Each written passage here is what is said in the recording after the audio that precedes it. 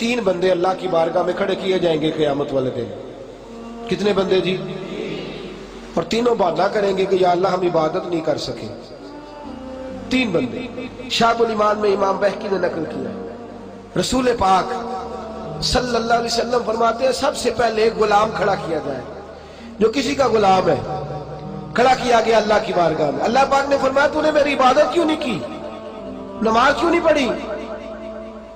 تو کہتا ہے یا اللہ میرے اوپر بندوں کے حق ہی بڑے تھے، میں کسی کا غلام تھا، تو خدا بندہ میں کیسے تیری عبادت کرتا؟ میں تو غلامی کی زندگی گزار رہا تھا، مالک کی بات مانتا کہ تیری مانتا؟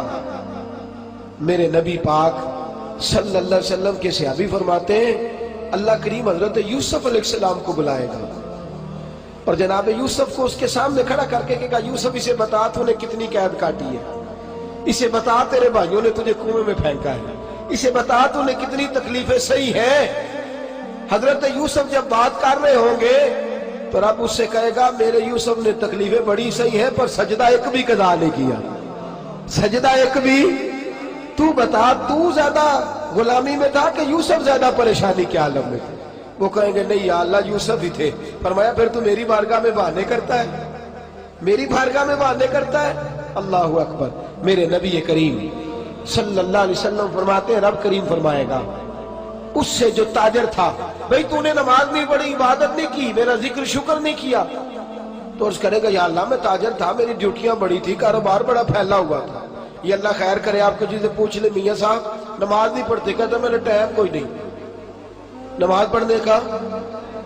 تو میں نے کہا بڑی اچھی بات ہے، اللہ خیر فرمائے، اللہ معاف فرمائے، اللہ اپنی رحمت کرے. ٹانگ ٹوٹ جائے نا آج تو لٹا لیں گے ڈاکٹر صاحب، 3-4 پلیٹیں ڈالیں گے، 6 مہینے کام کو نہیں کرنے دیں گے. تو پھر آپ کا کیا خیال ہے آپ کے بچوں کی روٹی عرش سے گرے گی؟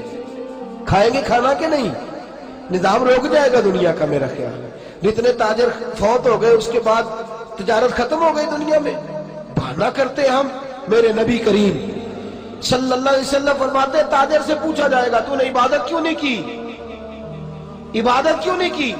تو اس کرے گا یا اللہ کام بڑے تھے، تجارت لمبی چوڑی تھی، پھیلی ہوئی تھی، ادھر بھی ڈیوٹی ادھر بھی ڈیوٹی، وہاں بھی جانا یہاں بھی جانا. اللہ حضرت سلیمان علیہ السلام کو بلائے گا اور بلا کے کہے گا سلیمان تو پوری دنیا کا حکمران تھا اور پوری دنیا کی تجارت کرنے والا تھا، تو زیادہ مصروف تھا کہ سلیمان زیادہ مصروف تھے؟ حضرت سلیمان علیہ السلام بتائیں گے کہ میری کتنی ڈیوٹی تھی، صرف ایک گھر کی نہیں، ایک وطن کی نہیں، ایک صوبے کی نہیں، پوری دنیا کی. اور ساتھ حال یہ ہے کہ صرف انسانوں کی نہیں جنوں کی ڈیوٹی بھی میری ہے، زمین پر بسنے والے جانوروں کی ڈیوٹی بھی میری ہے. اللہ فرمائیں گے یہ اتنی مصروفیت کے باوجود ہر وقت میری بارگاہ میں جھکا رہتا تھا، تو ہی زیادہ مصروف تھا. تیسرے ایک بندے کو بلایا جائے گا جو مجبور تھا، بیمار تھا، پریشان تھا. اس کو بلا کے اللہ فرمائے گا تو نے عبادت کیوں نہیں کی؟ یا اللہ میں بیمار رہتا تھا، یا اللہ میں پریشان رہتا تھا، میں مصیبت میں رہتا تھا، تو نے مجھے آزمائش میں ڈالا تھا. میرے حبیب فرماتے ہیں اللہ کریم حضرت ایوب علیہ السلام کو بلائے گا. حضرت جن کے پورے وجود میں درد رہتی تھی، پورا وجود تکلیف کا شکار تھا. 7 بیٹے ایک دن میں انتقال کر گئے، کھیت کھلیان باغ اجڑ گئے. مجنو بن کے وچ بازارا کدی ککھا وانگ رلائے تے کدی کہایا کنبا سارا، سر نیزے اتے چڑھائے، آدم یار مناؤن دی خاطر اسا کی پیس بتائے. فرمایا حضرت ایوب کو کھڑا کر کے اللہ فرمائیں گے تو زیادہ بیمار تھا کہ ایوب؟ تو زیادہ تکلیف میں تھا کہ ایوب؟ یا اللہ نہیں، درد تو انہیں زیادہ تھا، تکلیف تو انہیں زیادہ تھی. تو اللہ فرمائیں گے اس کا تو ایک سجدہ بھی قضا نہیں ہوا، ایک سجدہ بھی قضا نہیں ہوا. اور تو کہتا تھا جناب بندہ ٹینشن میں ہو تو نماز تو نہیں نہ پڑھی جاتی، بندہ پریشان ہو تو بندہ پریشان ہو تو تنخواہ پکڑی جاتی ہے، بندہ پریشان ہو تو دنیاوی باتیں ساری ہوتی ہیں. میرے دوستو اتنی آزمائشیں نہیں جتنا اپنے اپنے وجود پر بوجھ ڈالا ہے. میرے رسول کریم صلی اللہ علیہ وسلم نے مزاج دیا ہے، صحابہ کو سمجھایا ہے. اور صحابہ کرام کا تو طریقہ یہ تھا وہ تو آزمائش کو پکڑ کر گلے آزمائش کو تھامتے تھے، اور جو آزمائش میں نہیں ہوتا تھا اس سے پریشان ہوتے. ذرا توجہ فرمائیے. حضرت خالد بن ولید کا نام سنا ہے؟ یہ سیف اللہ ہے، اللہ کی تلوار. حضرت خالد بن ولید نے اپنی بیوی کو طلاق دے دی. اور بڑا عرصہ وقت اچھا گزرا، طلاق ہو گئی، بیوی چلی گئی، ایک باغ بھی دیا تحفے میں۔ بعد میں آدمی پوچھنے لگا حضور آپ نے بیوی کو طلاق دے دی، کیا معاملہ تھا؟ آپ فرمانے لگے کوئی مسئلہ نہیں، میری بیوی بڑی نیک تھی، پرہیزگار تھی، اچھی تھی، فرما بردار تھی۔ انداز دیکھیے گا، کہنے لگا جناب عجیب بات ہے، طلاق بھی دے دی اور اچھی بھی بڑی تھی، کس بات پہ طلاق دی؟ آپ فرمانے لگے وہ میرے ساتھ 27 سال رہی ہے۔ کتنے سال؟ اور میں انتظار کرتا رہا ہوں۔ میرے نبی پاک صلی اللہ علیہ وسلم نے فرمایا جس کو اللہ تکلیف نہیں دیتا اس سے اللہ ناراض ہوتا ہے۔ میں نے 27 سال انتظار کیا، اس کو تو کبھی سر میں درد نہیں ہوا تھا۔ تو آپ فرماتے ہیں میں نے اسے ایک باغ دے کے بھیج دیا اس کے میکے۔ میں نے کہا تیرے اوپر چونکہ آزمائش نہیں آتی تو کہیں ایسا نہ ہو اللہ تجھ سے ناراض ہے تو مجھ سے بھی ہو جائے۔ مانے لگے اس خیال میں نے اس کو بھیج دیا ہے کہ اس پہ تو تکلیف ہی کبھی نہیں آئی۔ ہمارے ہاں ذرا ذرا سی آزمائشیں ہیں اور لمبے چوڑے پہاڑ ہیں۔ اور ایک اور بات سن لیں، آزمائشوں میں جو جینا سیکھ جاتا ہے نا، رب کریم اسے درجے بھی بڑے ہی عطا فرماتا ہے۔ جس کا دنیا میں کوئی سہارا نہیں نہ بنتا، پھر اسے خدا کی رحمت آگے بڑھ کے سہارا عطا فرماتی ہے۔ اپنی زندگی کے اندر آزمائش سے لڑنا، تکلیف سہنا، ذہن بنا لے تکلیفیں آئیں گی، آزمائشیں آئیں گی، بیماری آئے گی، مجھے برداشت کرنا۔ جس کے اندر برداشت ہے اس کا حوصلہ بہت بڑا ہے، اور جو برداشت سے آ رہی ہے وہ ختم ہو جائے گا۔ میرے رسول کریم صلی اللہ علیہ وسلم کی صحابیہ حضرت اسماء بنت ابی بکر صدیق، جناب صدیق اکبر رضی اللہ تعالی عنہ کی صاحبزادی ہیں، حضرت عائشہ کی بڑی بہن ہے۔ یہ وہی ہے جو غار ثور میں میرے نبی کو کھانا پہنچایا کرتی۔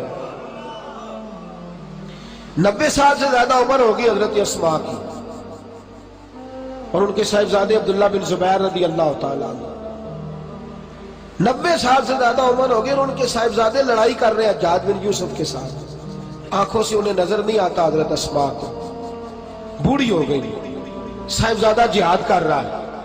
حضرت عبداللہ بن زبیر اپنی والدہ کے پاس آئے اور آگے کہنے لگے اماں میرے کچھ ساتھی بھاگ گئے ہیں، کچھ کمزور ہو گئے، حجاج کے ساتھ میرا مقابلہ ہے۔ والدہ بڑا کم نظر آتا ہے، پریشان ہے، 90 سال سے زیادہ عمر ہے، اور ماں گلی میں جھگڑا ہو رہا ہو تو بیٹے سے کہتی ہے بیٹے تو اندر آ جا جلدی سے، تو نہ بیچ میں حصہ لے لے۔ والدہ سے آ کے پوچھتے ہیں اماں میں کیا کروں، حجاج کے خلاف لڑ رہا ہوں، بہت سارے ساتھی کچھ چلے گئے ہیں ڈر کے، کچھ جو ہے وہ کمزور پڑ گئے، کچھ نے وہ بزدل نہیں ہے، وہ کمزور نہیں، لیکن انہوں نے حکمت سمجھی ہے تھوڑی دیر کے لیے چلا جانا۔ ماں کہنے لگی بیٹے پہلے تو یہ بتا کہ تو حق پہ ہے کہ نہیں، دولت کے لیے تو نہیں لڑ رہا، اقتدار کے لیے تو نہیں لڑ رہا۔ کہنے لگے اماں قسم اللہ کی عزت کی میں حق پہ ہوں، میں فکر امام حسین کا وارث ہوں، میں ظالموں سے لڑ رہا ہوں۔ تو ماں کہنے لگی بیٹے جا، پھر والدہ کہنے لگی جا میرا بیٹا اور جا کے اس کے ساتھ لڑائی کر، اگر تو فتح یاب ہو گیا تو میں شکر ادا کروں گی، اور اگر تو شہید ہو گیا تو میں قیامت میں تیرے اوپر فخر کروں گی۔ تو کہنے لگے اماں وہ بڑے ظالم ہے، بوڑھی ماں کا حوصلہ دیکھ، وہ بڑے ظالم ہے، وہ تو مسلح کر دیتے ہیں، ناک کان گلا کاٹ دیتے ہیں، اتنا سخت میرا دشمن ہے۔ والدہ کہہ رہی ہے بیٹے سے، 90 سال کی بوڑھی اماں کہتی ہے بیٹا بکری کو ذبح ہوتے وقت تکلیف ہوتی ہے، کھال اترتے وقت تکلیف نہیں ہوتی۔ تکلیف تجھے ایک وقت ہوگی جب تیر لگے گا، جب تلوار لگے گی، ناک کان کاٹتے تجھے کیا تکلیف ہوگی، اللہ تجھے زیادہ اجر عطا فرمائے گا۔ جا مجھے بہادر کی ماں بننے کا شرف دے، بزدل کی ماں بننے کا شرف نہ دے۔ یہ دلیر ماں کا حوصلہ، یہ لفظ کیا کہ بیٹے کو بھیجا۔ حضرت عبداللہ بن زبیر لڑے، 14 دن تک آپ کی لاش لٹکی رہی، لیکن 14 دنوں تک آپ کے وجود سے خوشبو ہی آتی رہی۔ حجاج بن یوسف نے آپ کی ماں کو بلایا، حضرت اسماء آئی، کہنے لگا تجھے پتہ ہے تیرے بیٹے کی لاش لٹک رہی ہے؟ کہنے لگی کیا کہا؟ لٹک رہی ہے؟ ہاں تیرے بیٹے کی لاش لٹک، کیا کہتے ہو؟ تیرے بیٹے کی لاش لٹک رہی ہے، پھر بتا لو، تیرے بیٹے کی لاش لٹک رہی ہے۔